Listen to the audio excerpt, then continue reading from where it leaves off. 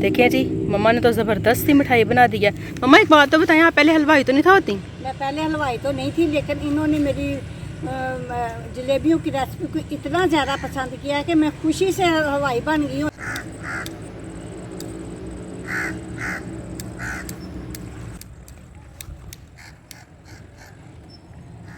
ये देखिए जी, सेटअप हमने थोड़ा सा चेंज किया है और लकड़ियों की आग की बजाय अब हमने यहाँ पर सिलेंडर फिक्स कर लिया।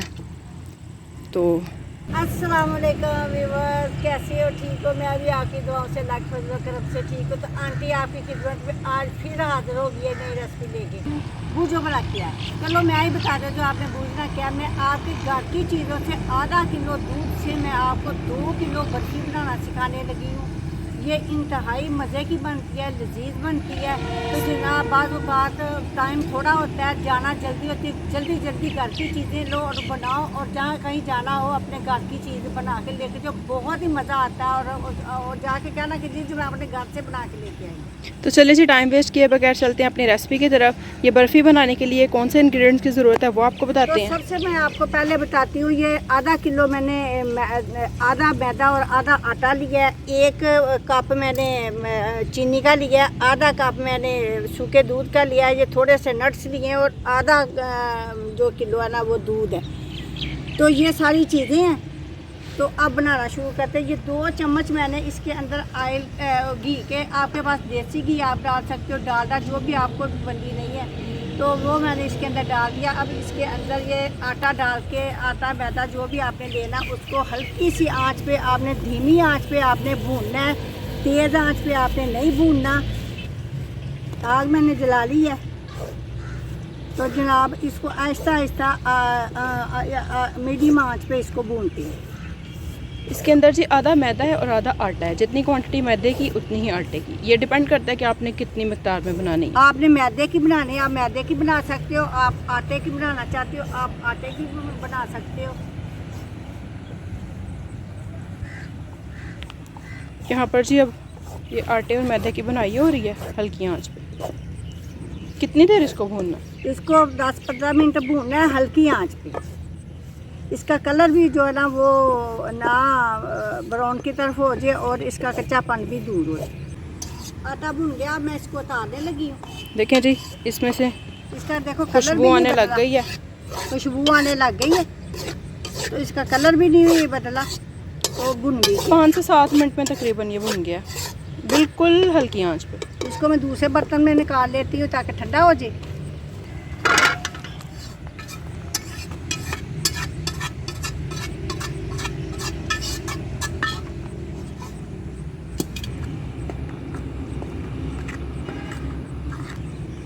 और ये चीनी के लिए रखते हैं। इसमें 1 कप चीनी डालते हैं कैरमलाइज होने के लिए।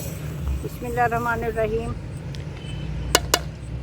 आपने इसको फैला देना है और आंच इसकी हल्की रखनी है। जब तक चीनी कैरमलाइज होगी तब तक वो आटा और मैदा जो भून के रखा है वो भी ठंडा हो जाएगा।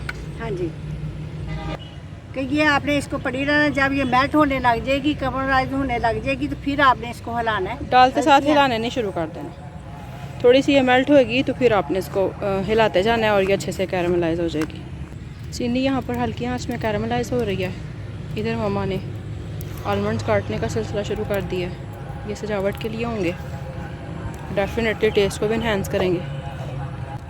हल्की आंच पे आपने चीनी कैरमलाइज करनी है। अगर तेज़ आंच पे करेंगे तो फिर वो जल्दी से डार्क हो जाएगी, वो टेस्ट भी नहीं आएगा। तो ये जो टिप्स एंड ट्रिक्स आपको बताई जाती हैं रेसिपी में, इनको फॉलो किया करें। इन पे टेस्ट बहुत डिपेंड करता है। तो देखो आपके सामने मेल्ट हो रहा है और रंग भी इसका शहद की तरह हो रहा है। बस अभी 5 मिनट और चाहिए और ये सारी चीनी मेल्ट हो जानी। तो जल्दबाजी में तेज़ आंच नहीं कीजिएगा, फिर वो मिठाई का सारा कलर ही डार्क सा हो जाएगा। देखिए 70% हो गई है और थोड़ी ही रह गई है, लेकिन ये सारे इसकी जो चीनी के चंक्स हैं इनको ख़त्म करना है। प्रॉपर जब लिक्विड फॉर्म में बन जाएगी तो फिर इसमें नेक्स्ट प्रोसीजर करना है। सूरज आप देखें, ये सारा सीन आप देखें किस कदर प्यारा लग रहा है। ये सिलेंडर के पास जो उगे हुए हैं पौधे वो भी कितने प्यारे लग रहे हैं। अच्छा जी, चीनी कैरमलाइज हो गई है। तो अब मैं इसके अंदर मलाई वाला दूध डाल दूँगी। बिस्मिल्लाहिर्रहमानिर्रहीम। इस दूध के अंदर मैंने मलाई भी डाली हुई है दूध। और आप कहोगे कि ये पत्थर हो गया, ये भी परेशान होने की ज़रूरत नहीं है, अभी इसने मेल्ट हो जाना। जैसे ही दूध में बॉयल आएगा तो फिर ये चीनी ठीक हो जाएगी, अंदर हल हो जाएगी। अभी तो ये आप कह रहे होंगे कि जुड़ी गई है, लेकिन ये मेल्ट हो जाएगी अभी हो जाती। देखें जी, जैसे ही दूध में बॉयल आ रहा है तो वो सारी जो पत्थर बनी थी वो ठीक हो गई है और दूध का कलर भी चेंज हो गया। अब मैं आहिस्ता आहिस्ता करके ये भी मेल्ट कर लेती हूँ। ये सूखा दूध जो आधा कप मैंने डाला वो भी मैं इसके अंदर डाल देती हूँ। बिस्मिल्लाहिर्रहमानिर्रहीम। हाफ कप के करीब ड्राई मिल्क इसमें जा रहा है। ऐड करते जाएंगे और मिक्स करते जाएंगे ताकि गुठलियाँ ना बने।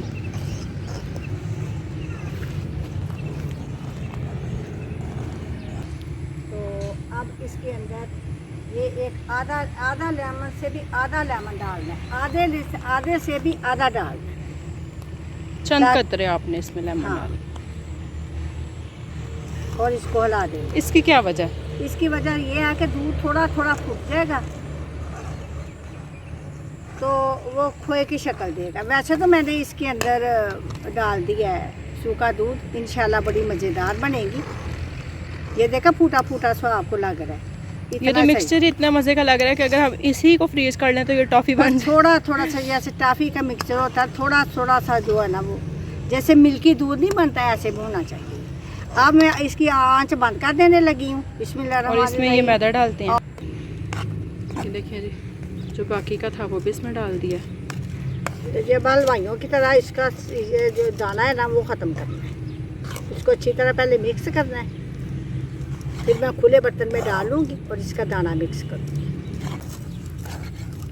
देखें कि ज़बरदस्त सी बर्फ़ी आपके सामने तैयार हो रही है।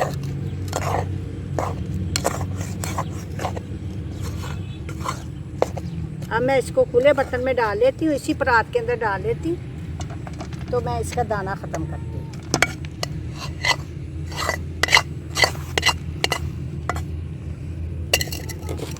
ऐसे ऐसे इसको मलना है। इसको अच्छे से मिक्स कर रहे हैं ताकि स्मूथ सा इसका टेक्सचर बन जाए। इजी सी रेसिपी है। आटा और ये भून के एक रखा था चम्मच वो में डाल दें। इसके अंदर जो मेल्ट किया हुआ घी वो डालूँ। अभी ये बहुत गर्म है, अदरवाइज इसको हाथ से भी हाथ किया से। जा सकता है। ठंडा होता तो फिर हाथ से करूँगी, पहले ऐसे ऐसे करूँगी। तो ये सारा इसका दाना ख़त्म करके फिर मैं आपको दिखाती हूँ। तो जी देखें जी, इसको अच्छे से अम्मी ने इसका देखो, इसका बिल्कुल मुलायम हो गया, दाना इसका ख़त्म हो गया और मैंने इस सांचे को ऑयल से ग्रीस कर लिया। ठीक है, तो आप जनाब इसके अंदर जमाते हैं।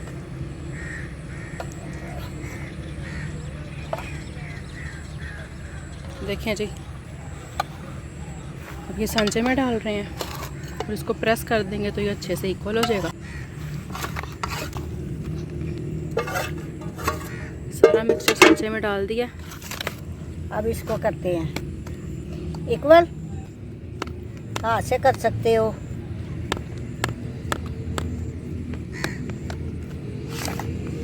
चारों साइड से इसको अच्छे से इक्वल कर लेंगे। इसके बाद फिर इसके ऊपर आलमंड्स की टॉपिंग करेंगे। कुछ ना हो तो आप ऐसे अपने चम्मच के साथ ऐसे कर सकते हैं। बेहतर से बेहतर रेसिपी आपके लिए लेकर मैं आएंगे। पहले नहीं था, आप लोगों को कहती, अब मैं कहती हूँ मैं साल हो गया मैं मेहनत करती आप लोगों के लिए, अब मुझे वायरल कर। देखिए जनाब, मेहरबानी आप। एक साल का अरसा काफ़ी होता है, तो मेहनत का सिला तो अल्लाह ताला भी ज़रूर चलो देते जी, हैं। ये अब मैंने प्रेस कर ली है, तो अब इसके ऊपर खूबसूरती के लिए हम ड्राई फ्रूट लगाते हैं जैसे हलवाई लगाते हैं। ये देखिए जी, अच्छे से सारे नट्स इसके आप मतलब मल्टी नट्स भी यूज़ कर सकते हैं। हमारे पास अभी आलमंड्स ही थे तो हमने आलमंड्स की टॉपिंग किया। आप इस पे पिस्ता की या काजू किसी भी चीज़ की कर सकते वर्क भी लगा सकते हो। हैं। हाँ, चांदी का जो वर्क होता है वो भी लगा सकते हैं आप। चलें जी, दो जी, अब मैं इसको अब इसको फिर अच्छे से प्रेस इसको प्रेस करने का रीज़न ये है कि ये जो बादाम लगाए हैं ये अच्छे से मिठाई के अंदर फिक्स हो जाएं। ये थोड़े हैं, मैं थोड़े से और इसके ऊपर काट के डाल दी। देखिए जी, मम्मा ने तो ज़बरदस्त सी मिठाई बना दी है। मम्मा एक बात तो बताएं, आप पहले हलवाई तो नहीं था होती? मैं पहले हलवाई तो नहीं थी, लेकिन इन्होंने मेरी जलेबियों की रेसिपी को इतना ज़्यादा पसंद किया कि मैं खुशी से हलवाई बन गई हूँ। तरह तरह की मिठाइयाँ इन लोगों के लिए तो जरा आप लेके इस रेसिपी को भी, इस वीडियो को भी आपने ज़्यादा से ज़्यादा व्यूज़ देने हैं और मम्मा की मेहनत का सिला देना है। ठीक है, देखें जी, अब ये तैयार हो गई है। अब इसको 6-7 घंटे रखेंगे फ्रिज में, ये जमेंगी, फिर आपको काट के दिखाऊंगी, कहूँगी लो जी खा लो। अच्छा, ओवरनाइट के लिए अब हम इसको फ्रिज में रखेंगे, कल इसको निकाल के फिर इसकी कटिंग करेंगे। तो इन शॉर्ट ये कि इस रेसिपी के लिए हमें 2 दिन लगेंगे। हाँ। तो अब जी कल आपको दिखाते हैं इसकी कल फाइनल आपको लुक। दिखाते हैं, फिर आपसे इजाज़त लेंगे। देखिए गाइस, अब मैंने इसको ये शीट के साथ रैप कर दिया अच्छे से, ताकि ये ऊपर से बहुत ज़्यादा हार्ड ना हो जाए। तो अब मैं इसको रखती हूँ फ्रिज में और कल आपको दिखाते हैं इसकी final look. The next day. लो जी, नेक्स्ट डे हो गया, मिठाई हमारी जम गई। आप दिखाते हैं आप। बिस्मिल्लाहिर्रहमानिर्रहीम। ये रैपर से मैंने इसको रैप करके तो रख दिया था फ्रिज में। ये देखो, अब निकालते हैं इसको। बिस्मिल्लाहिर्रहमानिर्रहीम।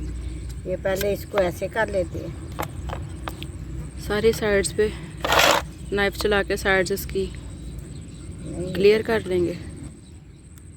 अम्मी सांचे को पलट देना।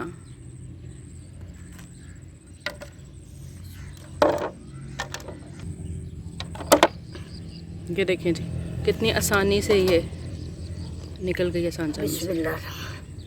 अब जी ऐसे देखिए इसको काटते हैं और फिर लुक आपको- चेक करें आप इसकी। अब आप इसको किसी भी शेप में काट सकते हैं, अगर आपके पास आप कोई सांचा है। इसको ऐसे भी काट सकते हैं। बिस्मिल्लाह। हम इसको स्क्वायर शेप में ही काट रहे हैं, आप कोई भी शेप दे सकते हैं। जो आपकी पसंद है आप दे सकते हो। ये देखो, आपको मेरे काटने से पता चल रहा होगा कि कितनी मज़ेदार ये बनी और कितनी सॉफ्ट है, कितनी इजीली कट रही है, बिल्कुल हलवाई स्टाइल में। इस वक्त यहाँ बहुत धूप है, लेकिन आप लोगों के लिए ही हम बाहर आके तो ये आपको दिखा रहे हैं। देखिए, जितने साइज के आप पीस काटना चाहते हो आप काट लो। ये देखो जी, मैं आपको दिखाती हूँ एक पीस। देखो ये कितना मज़े का, और ये देखो कितनी ये सॉफ्ट है। देखो परफेक्ट सी हमारी बर्फ़ी तैयार हो गई है। अब हम इसको अब मैं करते डिश हैं आउट करके दिखाती हूँ। Dish out. देखो जी, आधा किलो दूध से कितनी मज़ेदार जो है ना मिठाई बन के तैयार हो गई है। ये करते हैं साइड पे।